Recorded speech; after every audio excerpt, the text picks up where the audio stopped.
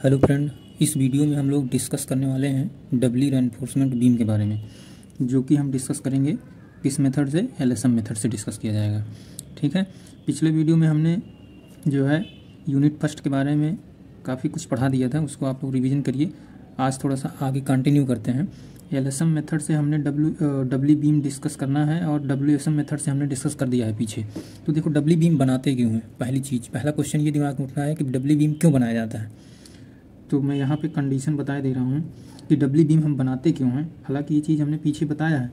When, जब आपके पास you का मतलब होता है कि जो बीम में लोड आ रहा है उसकी बात कर रहे हैं। जब you should be greater then you limit वो चीज़ है जिसके लिए आप डिजाइन करते हो, या इसको कहीं कहीं यमार भी कहा जाता है। यू लिमिट कह दो या यमार, जो कैलकुलेशन किया जाता है। अगर यू ग्रेटर है यू लिमिट से, तो क्या करेंगे, हम डबली बीम का डिजाइन करेंगे। दूसरी कंडीशन ये भी हो सकती है कि अगर आपके पास x a should be greater than हो जाए यक्स सी। इसका क्या मतलब है? इसका मतलब ये है कि अपने पास सेक्शन कैसा है, ओवर रेनफोर्समेंट बीम है। तो ओवर रेनफोर्समेंट बीम एलएसएम क्या करता है, रिकमेंड नहीं करता है आपको डिजाइन करने की। तो इसका क्या मतलब है? इसका मतलब है हम क्या करेंगे, वहाँ पे ओवर ना डिजाइन करके क्या करेंगे, डबली बीम डिजाइन कर देंगे। तो इस कंडीशन में सेक्शन ओवर हो जाता है, तो ओवर डिजाइन नहीं किया जाता। तो ओवर डिजाइन ना करके हम क्या डिजाइन करेंगे, डबली डिजाइन करेंगे। डबली बीम डिजाइन किया जाएगा। ठीक है। या तो ये कंडीशन हो सकती है, या तो आपको कह दिया जाए कि फिक्स कर दिया गया है सेक्शन, फिक्स सेक्शन कर दिया गया है। मतलब जो बीम का क्रॉस सेक्शन है B/D, उसको फिक्स कर दिया गया है। तब उस कंडीशन में अगर लोड आपके पास ज़्यादा आ रहा है तो उस कंडीशन में आपको क्या करना पड़ेगा, डबली बीम डिजाइन करना पड़ेगा। ठीक है। तो देखते हैं एक एक करके। पहले हम क्रॉस सेक्शन बनाते हैं डबली बीम का। डबली बीम का क्रॉस सेक्शन कैसे बनता है? देखो, ये अपने पास कोई बीम का क्रॉस सेक्शन है। ये बीम का क्रॉस सेक्शन समझ रहे हो क्या? देखो, जैसे ये कोई एक बीम इस तरह से होती है हॉरिजॉन्टल मेंबर में। इसको अगर यहाँ से कट कर दें तो कट करके जो फ्रंट से देखेंगे ये क्रॉस सेक्शन ही तो बनेगा। इस तरह से जो सेक्शन बनेगा उसी को क्या मैं बोल रहा हूँ, क्रॉस सेक्शन बोल रहा हूँ। तो इसी का एनालिसिस करना है हमको। डबली हमने क्यों कहा? क्योंकि न्यूट्रल एक्सेस से नीचे जो ये रेनफोर्समेंट पड़ा है तो इसको सिंगली बोला जाता है। अगर हम रेनफोर्समेंट यहाँ पर भी डाल दें, कंप्रेशन जोन में भी डाल दें, कंप्रेशन जोन में भी रेनफोर्समेंट अगर प्रोवाइड कर देंगे तो वो क्या कहलाएगा, डबली बीम कहलाएगा। तो कंप्रेशन जोन में जो स्टील पड़ी रहती है उसको बोला जाता है ASC। टेंशन जोन में जो स्टील पड़ी रहती है उसको बोला जाता है AST। ठीक है। अब ये है बीम का बेर्थ, ये टोटल हो गया कैपिटल T। अगर रेनफोर्समेंट के सेंटर तक लोगे तो क्या हो जाएगा, स्मॉल d हो जाएगा। लेकिन ध्यान ये रखना है कि जो कंप्रेशन जोन में स्टील पड़ी है उसके सेंटर ऑफ ग्रेविटी से टॉप बेर्थ के बीच की दूरी D' होती है। यानी कि D' आप क्या कह सकते हैं, effective cover in compression zone. D' क्या है अपने पास, effective cover in compression zone. तो ये हो गया क्रॉस सेक्शन। अब हम बनाते हैं स्ट्रेन डायग्राम। तो देखो यहाँ पे स्ट्रेन डायग्राम में कैसे क्या करेंगे। स्ट्रेन डायग्राम में ये टेंशन जोन होता है। टेंशन जोन में स्ट्रेन कितना आता है, 0.002 प्लस 0.87 FY/ES। ये सारी चीज़ें हमने पीछे बता चुका है, कोई नई चीज़ नहीं बता रहा हूँ मैं। यहाँ पे टॉप ऑफ फाइबर में स्ट्रेन कितना आता था, 0.0035 आता था। एक नई चीज़ ये आई कि ये जो कंप्रेशन में आपने स्टील प्रोवाइड किया इसकी वजह से स्ट्रेन कितना आएगा, इसकी वजह से जो स्ट्रेन आएगा उसको हमने कहा ESC। ESC का मतलब क्या हो गया, strain in compression zone, strain in compression zone. और जिसकी टॉप से डिस्टेंस कितनी है, D' है। तो जी ये वाला बचा हुआ पोर्शन, ये वाली डिस्टेंस कितनी हो जाएगी, क्योंकि टोटल डिस्टेंस है XU, हम मान लेते हैं इसको। तो XU में से D' घटा दो तो XU माइनस D', तो ये बचा हुआ डिस्टेंस आ गया। अगर यहाँ पे हम आपसे कहें, ये है अपने पास क्या, स्ट्रेन डायग्राम इसका, डबली बीम का। ठीक है। समझ में आ रहा होगा चीज़ें। धीरे धीरे चीज़ों को समझो, कैसे फार्मूले आ रहे हैं, तभी पढ़ने का मज़ा आएगा। तो ये देखो, अब मैं स्ट्रेस डायग्राम बनाता हूँ। स्ट्रेस डायग्राम कुछ हमारा इस तरह से बनता था। ठीक है। ये था न्यूट्रल एक्सेस। न्यूट्रल एक्सेस के नीचे टेंशन जोन था। टेंशन जोन की जो वैल्यू आ रही थी, याद करो, 0.87 FY/AST। जो ये वीडियो पहली बार देख रहे होंगे उनको नहीं समझ में आएगा, तो सीरियल वाइज देखना है आपको। सीरियल से देखोगे तो चीज़ों को समझ में आएंगी। यूनिट फर्स्ट पार्ट फर्स्ट से स्टार्ट करना, गारंटी लेता हूँ कि हर एक चीज़ समझ में आएगी आपको। ठीक है। अगर चीज़ें समझ में आएंगी तो वीडियो को शेयर करना, लाइक करना, सब्सक्राइब करना। ठीक है। तो ये है टेंशन मेंबर। टेंशन मेंबर के लिए फार्मूला क्या था, 0.87 FY/AST था। अब यहाँ पे एक्सट्रीम फाइबर टाप यानी कि स्ट्रेस के टाप फाइबर में जो वैल्यू थी 446 FC था, ठीक है, याद है इतनी बात। अब देखो यहाँ पे जो हमने स्टील प्रोवाइड किया है ये स्टील कंप्रेशन में, इसकी वजह से एक फोर्स आ रहा है जिसको हमने कह दिया है C2 फोर्स। अगर ये स्टील नहीं होती यहाँ पे तो क्या होता, कंप्रेशन होता, तो कोई एक ना एक फोर्स होता, तो उसको हमने कह दिया है C1 फोर्स। ये दो फोर्सेस हो गए अपने पास। जो ये C2 फोर्स है ये टॉप से D' डिस्टेंस पर है, ये देख लो यहाँ पर टॉप से D' डिस्टेंस पर सरिया पड़ी हुई है, यहीं पे तो C2 फोर्स एक्ट करेगा जो इसके सेंटर ऑफ ग्रेविटी होगी, ये D' डिस्टेंस हो गई, ठीक है। अब देखो टोटल ये डिस्टेंस कितनी है अपने पास, ये न्यूट्रल एक्सेस है अपने पास, ये न्यूट्रल एक्सेस है। तो ध्यान देने वाली बात ये है कि जो पहले फोर्स C1 था इसकी यहाँ से जो रेनफोर्समेंट टेंशन जोन में रेनफोर्समेंट पड़ा है, वर्टिकल डिस्टेंस जो है ये होती है D-0.42 XU, ठीक है। इसी को आपने कहा था Z1, ये C1 वाले की फोर्स की वजह से, लेकिन रेनफोर्समेंट आपने कंप्रेशन में भी डाल दिया तो जिसकी वजह से C2 फोर्स आया। तो C2 फोर्स के लिए हम क्या निकालेंगे, Z2 निकालेंगे, ठीक है। तो Z2 कैसे निकालेंगे, तो देखो हमें ये वाली वर्टिकल डिस्टेंस चाहिए, ये वाली वर्टिकल डिस्टेंस कैसे निकलेगी, अगर हम D में से D' को घटा दें, D में से D' को घटा दें तो क्या हमें पता चल जाएगा, ये हमारे पास Z2 हो जाएगा, ठीक है। तो ये D' को ही तो घटाएं क्योंकि यहाँ से यहाँ तक D' को घटाएं क्योंकि यहाँ से यहाँ तक डिस्टेंस कितनी है, D होती है, इफेक्टिव डेप्थ है ये जो डायग्राम बनेगा ये स्ट्रेस डायग्राम है। कौन सा डायग्राम है, स्ट्रेस डायग्राम है। किसके लिए है, ये सब चीज़ें पढ़ रहे हैं हम लोग डब्ल्यू बीम के लिए पढ़ रहे हैं, ठीक है। हमने बताया D' क्या है, effective cover in compression zone, D' क्या है, effective cover in compression zone है, ठीक।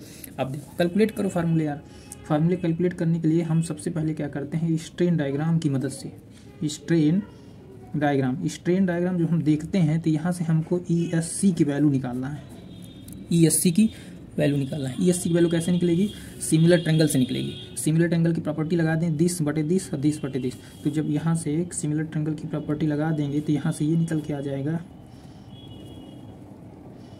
लो भाई XU माइनस D', यहाँ से ESC आप कैलकुलेट कर लो 0.0035 XU minus D' divide by XU, ये लो यहाँ से ESC की वैल्यू निकल गई अपने पास।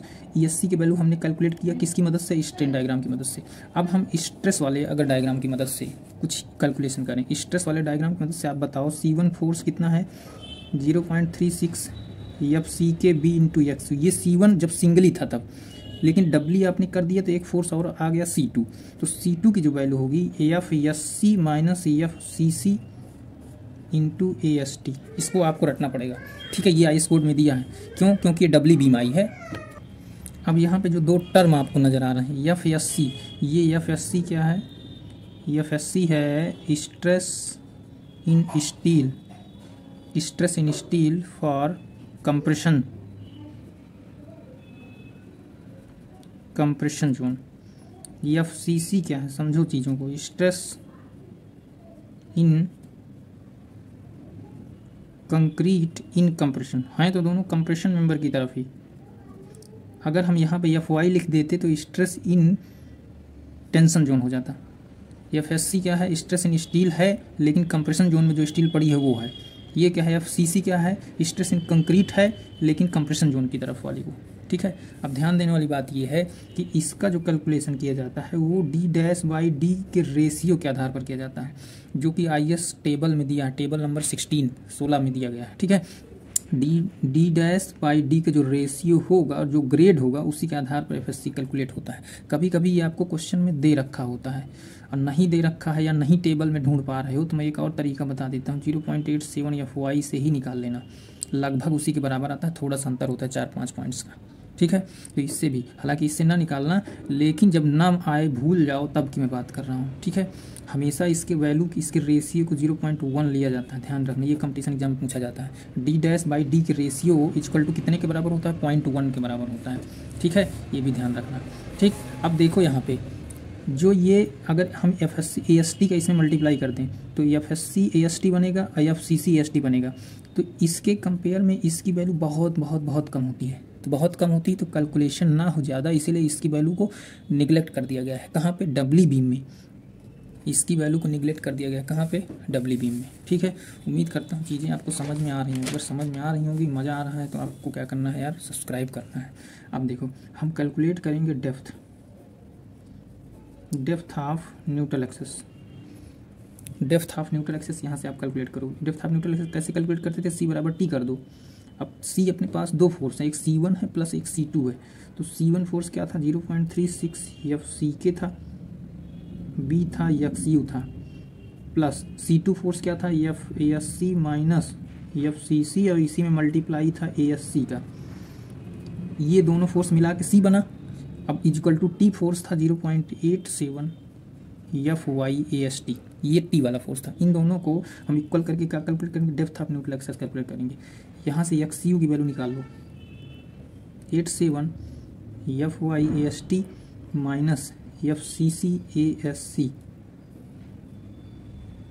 Upon 0.36 FCK into V। ये CC नहीं है, ये SC है। ठीक है, ध्यान रखना। हमने इस वाली वैल्यू को निगलेक्ट कर दिया। क्यों? क्योंकि हमने अभी बताया था कि IS कोड में ये बात कहा गया है कि FCC की वैल्यू बहुत कम आती है कंपेयर टू FSC। तो हमने केवल FSC को लिया, FCC को यहाँ से क्या निगलेक्ट कर दिया। ठीक है, तो कैलकुलेशन थोड़ा सा छोटा हो गया। बाकी आप लेना चाहो तो ले सकते हो। ठीक, तो XU की वैल्यू यहाँ से निकल गया। XU मैक्स की वैल्यू कोड से निकल जाएगी। मैक्स कहो या लिमिट कहो, XU लिमिट कहो या XU मैक्स कहो, तो इसकी वैल्यू कहाँ से निकलेगी, IS कोड से निकलेगी। IS कोड में इसकी वैल्यू 3 प्रकार से निकलती है। 0.53D लिख सकते हैं, या 0.48D लिख सकते हैं, या 0.46D लिख सकते हैं। ठीक है, ये किसके लिए है, FE 250 के लिए। ये किसके लिए है, FE 415 के लिए है। ये किसके लिए है, FE 500 के लिए है। तो अलग अलग ग्रेड के आधार पर XU मैक्स निकाल लो, XU निकाल लो। अब इन दोनों की मदद से हम क्या करें, कंपेयर कर लें। इन दोनों की मदद से हम क्या कर लें, कंपेयर कर लें। तो देखो कंपेयर करके हम क्या निकाल सकते हैं। अगर अपने पास XU मैक्स बड़ा हो जाए XU से, तो ये कंडीशन क्या होती थी, याद करो, अंडर होती थी। अंडर रेनफोर्समेंट सेक्शन होता था। जब अंडर रेनफोर्समेंट सेक्शन होता था, इसका मतलब आप यहाँ से MR निकाल लो। आप यहाँ से MR की वैल्यू निकाल लो, MU लिमिट MR, या कह सकते हैं EMU लिमिट निकाल लो। MU लिमिट निकाल सकते हो। अगर कंडीशन आपको आ जाए कैलकुलेशन करते वक्त XU should be greater than XU max, इसका मतलब है कि बीम ओवर हो गई। बीम क्या हो गई, ओवर हो गई, जो कि LSM कहता है हम इसको डिज़ाइन नहीं करेंगे। तो जब इसको डिज़ाइन नहीं करेंगे तो कैलकुलेशन के लिए हम क्या करते हैं, यहीं पे XU बराबर XU मैक्स ले लेते हैं, यानी कि XU को XU मैक्स ले लेते हैं। इन दोनों को बराबर कर देते हैं और बराबर मान लेते हैं और कैलकुलेट कर लेते हैं XU मैक्स वैल्यू रख करके। इसका मतलब हम यहाँ से अगर ये कंडीशन आ जाए कहीं, तो इसका मतलब इन दोनों को बराबर कर दो और जो ये लेना था इसको ले लो और कैलकुलेट कर लो MR। यहाँ से MR कैलकुलेट कर लो, क्योंकि MR ही चाहिए हमें। तो MR की वैल्यू क्या होती है, की वैल्यू क्या होती है, देखो C1 Z1 plus C2 into Z2। अब C1 हमने पीछे निकाल चुका, 0.36 FCK into B into XU और D माइनस 0.42 XU। चाहे यहाँ पे XU लिमिट रख दो, कोई दिक्कत नहीं, XU लिमिट पे ही कैलकुलेशन ज़्यादातर होता है। प्लस C2 की वैल्यू क्या होगी, C2 की वैल्यू होगी FSC ASC। अब यहाँ पे हमने क्या किया, C1 की वैल्यू को रख दिया, Z1 रख दिया। ठीक है, इसी तरह C2 की वैल्यू हमने रख दिया और Z2 रख दिया। C2 की वैल्यू यही क्यों लिया, क्योंकि हमने बताया था ना FSC को हमने क्या FCC का निगलेक्ट कर दिया। तो इस तरह से M लिमिटिंग की वैल्यू निकाला जा सकता है, MR की वैल्यू आप कैलकुलेट किया जा सकता है। ठीक है, लेकिन अगर आप ग्रेड के आधार पर भी निकाल सकते हैं, ऐसी बात नहीं। लेकिन अगर इसके आधार पर अगर आपको MR पूछे तो इसी तरह से आप कैलकुलेट कर सकते हैं। कंडीशन पता करने के बाद बीम की कंडीशन देखना पड़ेगा ना कि कंडीशन क्या है, बीम अंडर है कि ओवर है, इस तरह से कैलकुलेशन किया जाता है। ठीक है, अब हम सेकंड स्टेप में कैलकुलेट करेंगे। क्या कैलकुलेट करेंगे, ध्यान से सुनना, ये बड़ा इंपॉर्टेंट है। कैलकुलेशन ऑफ स्टील का कैलकुलेशन किया जाएगा।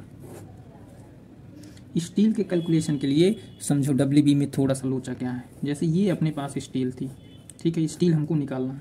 हमने ऊपर वाले को कहा कि ये है ASC, नीचे वाले को कहा टेंशन वाले को कि ये है AST, यही तो कहा था। तो आप क्या करो, इसको 2 पार्ट में तोड़ दो।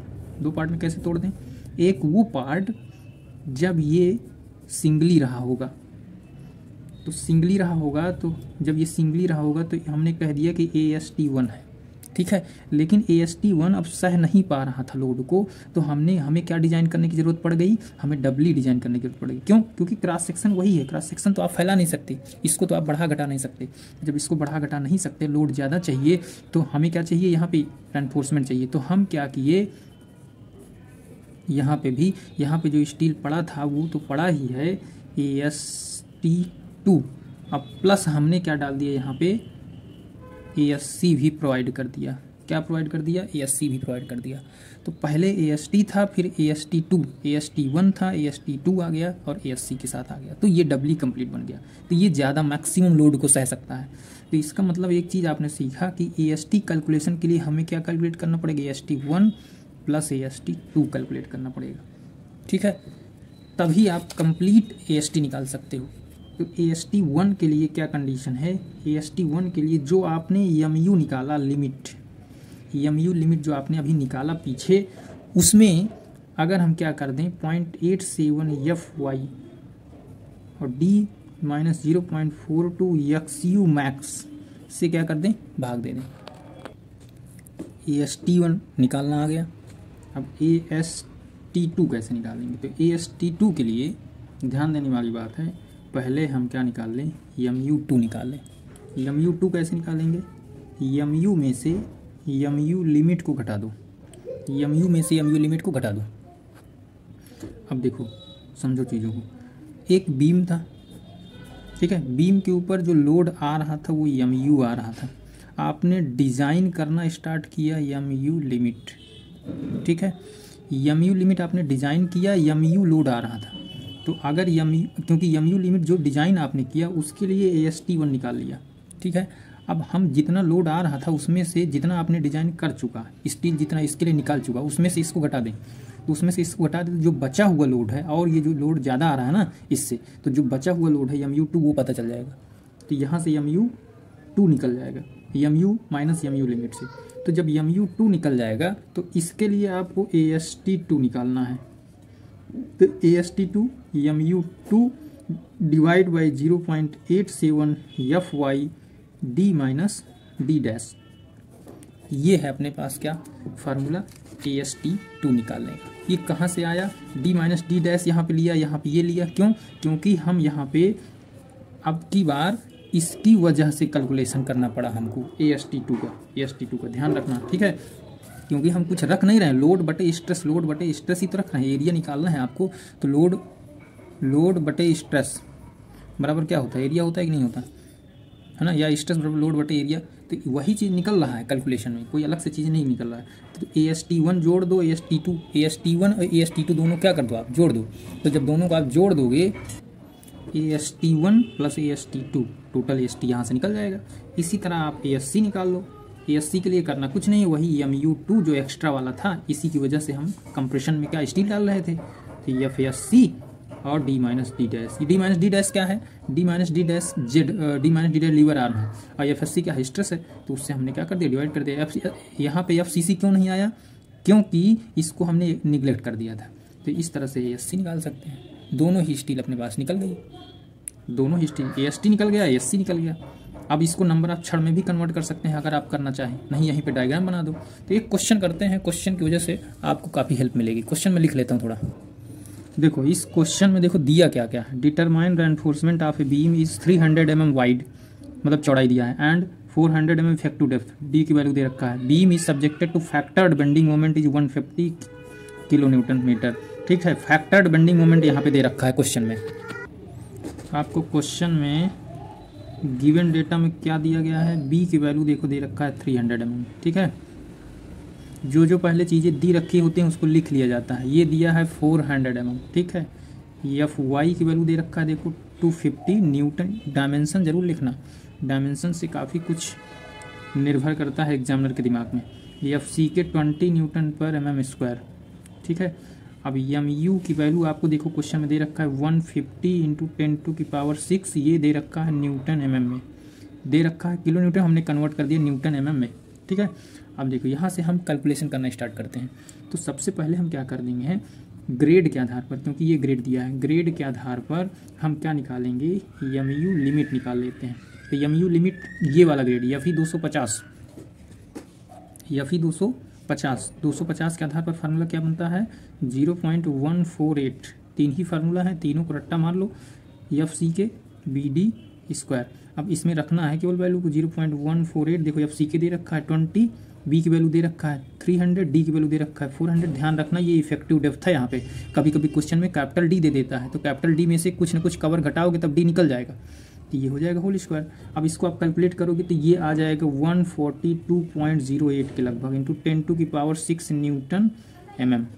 ठीक है, न्यूटन mm में आ गया। अब कंपेयर कर लो इस वाले MU लिमिट की वैल्यू को और जो MU दिया है ये, इन दोनों को कंपेयर कर लो, कौन बड़ा है कौन छोटा है। तो कंपेयर करने से ये पता चल जाएगा, जैसे यहाँ पे हमने कंपेयर अगर कर दिया, बाय द वे हमने कंपेयर करके क्या निकाला कि MU बड़ा है MU लिमिट से, यानी कि लोड ज़्यादा आ रहा है, आप डिज़ाइन कम कर रहे हो, तो क्या करोगे आप सरिया की संख्या यानी कि रेनफोर्समेंट बढ़ाओगे। तो इसका मतलब हमें सीधा सीधा पता चल रहा है कि हम डब्ली बीम डिज़ाइन करेंगे। डब्ली बीम हमको क्या करना पड़ेगा, डिज़ाइन करना पड़ेगा। डब्ली बीम डिज़ाइन करने के लिए फिर आपको रेनफोर्समेंट निकालना है। अब यहाँ पे कंपेयर हो गया, पता चल गया कि हमें डब्ली बीम निकालना है, डब्ली बीम डिज़ाइन करना है। तो आप क्या करो, XU मैक्स निकाल लो पहले 0.53D। 0.53 क्यों आया, क्योंकि FE 250 दे रखा है क्वेश्चन में। तो यहाँ से हम निकाल लेंगे, D की वैल्यू दे रखा है, तो यहाँ से निकल जाएगा 212 mm। ठीक है, XU मैक्स। अब यहाँ से ST1 निकाल लो, क्योंकि आप डिज़ाइन कर रहे हो। तो MU limit divide by 0.87 FY formula हमने बताया था, D माइनस 0.42 XU लिमिट निकाल लो और डिज़ाइन कर दो। तो जब डिज़ाइन करोगे यहाँ कैलकुलेट कर दो, सारा वैल्यू तो आपको दे रखा है, सारा वैल्यू आपने कैलकुलेट कर लिया है। 0.87 FY की वैल्यू कितना है 250, D की वैल्यू कितना दिया है 400। ये हमें सिर्फ कैलकुलेशन करना, अगर आता हो तो सिर्फ कैलकुलेशन करना है, कोई बहुत बड़ी बात नहीं है। अब इसको कैलकुलेट कर ले, यहाँ से रेनफोर्समेंट निकल जाएगा आपको 2100 के लगभग आ रहा है 78 mm। आपके क्वांटम में थोड़ा सा इधर उधर कैलकुलेशन किया है, तो इजी कैलकुलेशन यही है जो मैं बता रहा हूँ। इसके आधार पर चलोगे तो कैलकुलेशन बहुत आसान रहेगा। अब ST1 निकल गया आपके पास। अब यहाँ से हमने बताया था ना, जैसे ST1 निकल जाए MU2 निकाल लो, MU में से MU लिमिट को घटा दो, तो MU2 यहाँ से निकल जाएगा 7.92 इंटू 10⁶ न्यूटन mm। MU2 निकाल लिया। अब MU2 के आधार पर हम क्या निकालेंगे, ST2 निकालेंगे। डिज़ाइन करने का मतलब है क्या, डिज़ाइन करने का मतलब यही है कि आपको कितनी रेनफोर्समेंट डालना है, तो उसी के आधार पर ही तो हम डिज़ाइन कर रहे हैं, कोई नई चीज़ तो बता नहीं रहे। ये लो MU2 आपने निकाल लिया, ये निकाला, तो 7.92 इंटू 10⁶ में इससे भाग दे दो। ऐसा कोई डाटा नहीं है जो आपको नहीं पता। अब देखो D डैश नहीं पता है, तो D डैश इफेक्टिव कवर इससे निकाल लिया करो। मैंने अभी बताया था ना कि D डैश बाई D का जो रेशियो होता है 0.1 होता है। D की वैल्यू दे रखा है 400, मल्टीप्लाई कर दो, देखो D डैश पता चल जाएगा आपको, लगभग 40 के लगभग आ रहा है। ठीक है, तो यहाँ से इसको कैलकुलेट करोगे तो ये आएगा 102 mm²। एरिया ऑफ ST2 निकाल लिया आपने, ST1 निकाल लिया आपने, इन दोनों को जोड़ दो तो ST पता चल जाएगा। अब हमें क्या बचा कैलकुलेशन के लिए, अब हमें बचा कैलकुलेशन के लिए ASC बचा है। अब ASC कैसे निकलेगा, फिर वही फार्मूला MU डिवाइड बाई क्या था, FSC था और D माइनस D डैश था। MU की वैल्यू 7.92 10⁶, FSC की वैल्यू 217। ये कहाँ से आई, ये IS कोड से आई। IS कोड में आप जाओगे तो FSC की वैल्यू डायरेक्टली निकल जाएगी। किसके आधार पर निकाला जाता है, D dash by D depth के, इसके रेशियो के आधार पर निकाला जाता है रियल में। ठीक है, यहाँ से निकल जाएगा बाई टेबल से, तो 400 IS कोड की टेबल पढ़ना, इसीलिए मैं कहता हूँ कि धीरे धीरे उसको पलटते रहो, चीज़ों को देखते रहो, कौन सी वैल्यू कहाँ से लेना है हमें।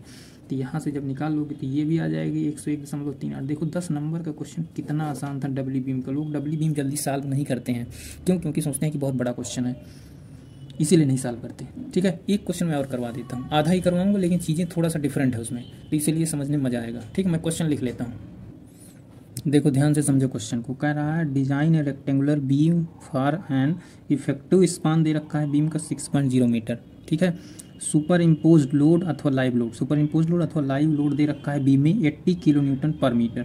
ठीक ठीक है, ध्यान से समझना, अब की बार उल्टा बदल दिया एग्जामिनर। साइज ऑफ बीम इतना दे रखा है 300 700 mm, ओवरऑल डेप्थ दे रखा है ये 700 mm, ठीक है। यूज़ M20 FE 415 का स्टील यूज करके आपको डिज़ाइन करना है। तो देखो जो जो चीज़ें हमें दे रखा है हमने लिख लिया। फिर इसके बाद बेंडिंग मोमेंट कैलकुलेट कर लेंगे। बेंडिंग मोमेंट हमेशा कैलकुलेट करेंगे क्या, WL²/8। WL²/8 ही क्यों कैलकुलेट करेंगे, क्योंकि एक ये बीम है अपने पास, एक ये अपने पास बीम है। अब इसको हम जब भी बीम का कैलकुलेशन करेंगे यूडीएल बीम मानेंगे। क्या मानेंगे, यूडीएल बीम मानेंगे। यूडीएल बीम के लिए जो फार्मूला होता है बेंडिंग मोमेंट कैलकुलेट करने का, वो WL²/8 होता है, ध्यान रखना। तो वही हमने किया है यहाँ पे, WL²/8 से हमने कैलकुलेट कर लिया तो ये वैल्यू आ गई। क्यों, क्योंकि W का मान 80 दे रखा है और ये बेंडिंग मोमेंट हम किसके लिए निकाल रहे हैं, सुपर इम्पोज्ड लोड के लिए निकाल रहे हैं, ठीक है। अब डेड लोड यानी कि बीम का जो सेल्फ वेट होगा, सेल्फ वेट कैसे निकालते हैं, तो देखो ये बीम है, इसको जब कट करोगे तो ये क्रॉस सेक्शन बनेगा इसका, ठीक है। तो क्रॉस सेक्शन ये आपको दे रखा है क्वेश्चन में, कितना दे रखा है 7 और 3, ये दे रखा है 300, ये दे रखा है 700। इन दोनों का आप मल्टीप्लाई करो, MM में है ये, तो 0.3 गुणे 0.7, और इसमें अगर 25 से गुणा करते हैं, 25 से क्यों करते हैं, क्योंकि RCC का जो वेट होता है वो होता है 2500 kg, ठीक है। और जो PCC का जो वेट होता है वो होता है 2400 kg। ये सब उसमें पढ़ाया गया है कंक्रीट में, ठीक है। तो हमने यहाँ से क्या निकाल लिया, सेल्फ वेट निकाल लिया। कंक्रीट की वजह से जो सेल्फ वेट लग रहा है उसका वेट निकाल लिया। तो ये देखो हमने डेड लोड ये निकाल लिया, सेल्फ वेट, ठीक है। सेल्फ वेट यहाँ से निकाल लिया, तो moment due to dead load, तो इसको भी निकालो WL²/8 से, तो ये दोनों निकल गया। यानी कि डेड लोड का जो लोड है, डेड लोड के सेल्फ वेट की वजह से जो मोमेंट आ रहा है इतना आ रहा है, सुपर इम्पोज लोड की वजह से जो मोमेंट आ रहा है इतना आ रहा है। इन दोनों मोमेंट को क्या करना है, जोड़ देना है। इन दोनों मोमेंट को हमने क्या कर दिया, टोटल मोमेंट ये देखो जोड़ दिया। तो टोटल MU की जो वैल्यू है, अब इस मोमेंट में हम क्या करेंगे, इस मोमेंट में 1.5 से फिर मल्टीप्लाई करेंगे। क्यों, क्योंकि हमने बताया था कि जो भी मोमेंट आएगा फैक्टर्ड मोमेंट लिया जाएगा। तो फैक्टर्ड मोमेंट के लिए 1.5 से मल्टीप्लाई करते हैं। तो ये जो आया MU की वैल्यू है आपको। अब क्वेश्चन में MU की वैल्यू आपने निकाल लिया, ठीक है। अब जब MU की वैल्यू निकाल लिया तो MU लिमिट नहीं निकाल सकते हो क्या फार्मूला से, MU लिमिट निकाल लिया। अब हम कंपेयर कर लेंगे कि सेक्शन कैसा है, ओवर है, तो सब सेक्शन कैसा है, ओवर है, तो AST निकाल लो वही वाले फार्मूले से, AST2 निकाल लो वही वाले फार्मूले से, फिर दोनों को जोड़ दोगे तो AST पता चल जाएगा, ठीक है। फिर इसके बाद ASC निकाल लो, है ना, कितना आसान, कोई बहुत बड़ी बात नहीं है। वीडियो अगर अच्छा लगे, मज़ा आ रही हो तो यार, क्योंकि वीडियो बनाने में बड़ी मेहनत लगती है, कंटेंट इकट्ठा करना पड़ता है, चीज़ों को मैं इजी वे में पढ़ाने का प्रयास करता हूँ। तो अगर अच्छा लगे वीडियो को तो शेयर करिए अपने दोस्तों के साथ, और लाइक करना और सब्सक्राइब करना है चैनल को, ठीक है। मिलते हैं अगले वीडियो में इसी तरह। T सेक्शन हम लोग इसी तरह ईजी वे में पढ़ेंगे, T सेक्शन से भी क्वेश्चन पूछे जाते हैं। तो नेक्स्ट वीडियो में हम लोग क्या पढ़ेंगे, T बीम पढ़ेंगे, ठीक है। मिलते हैं अगले वीडियो में।